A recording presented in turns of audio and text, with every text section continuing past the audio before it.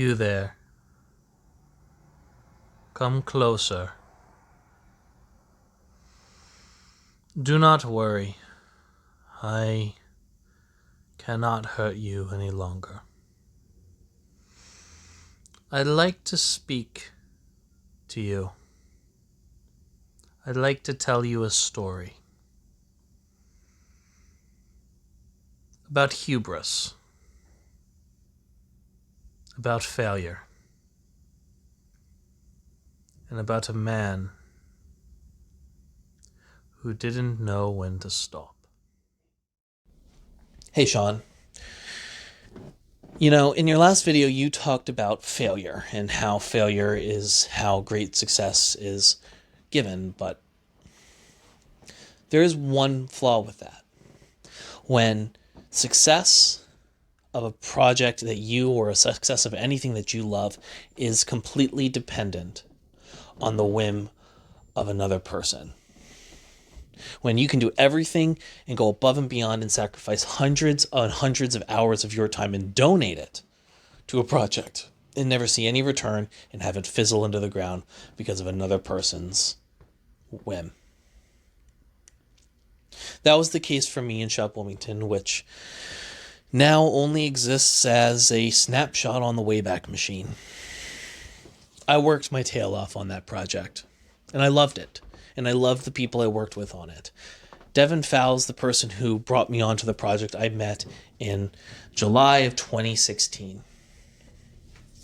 He brought me on, and I ended up donating 2.5 years of my life to a project that I believed in, that I thought was going to be successful and, most importantly, profitable.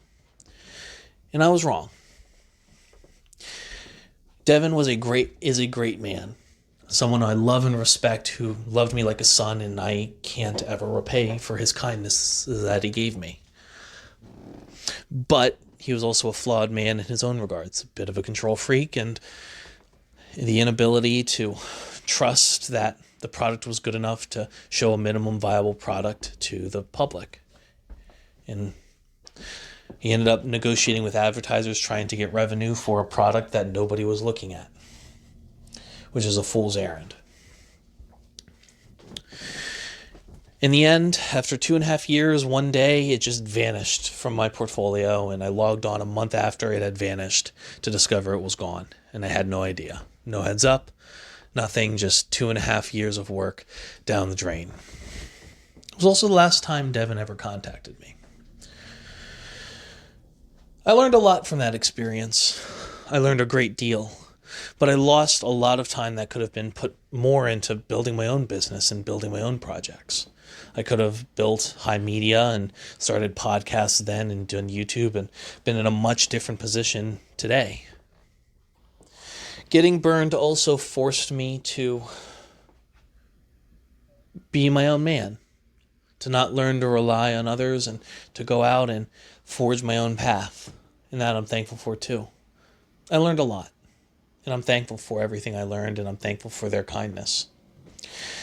But I did learn one thing that I've taken with me to this day. If you care about something and you love it and you want it to succeed, make sure you have as much control about it as possible. Because when you are powerless to save something you love, it makes it hurt all that much more when you just have to watch it die and there's nothing you can do. So, Sean, let me ask you, and this is my question to you, your viewers, my viewers, and anybody watching this video. What was a time in your life where you felt completely powerless? Let us know in the comments.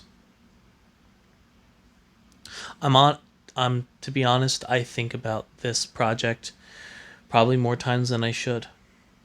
I think about everything I possibly could have done with it and what I could have done with the time I spent. But we must move forward, but it's always healthy to reminisce. Sean, I'll see you on Sunday.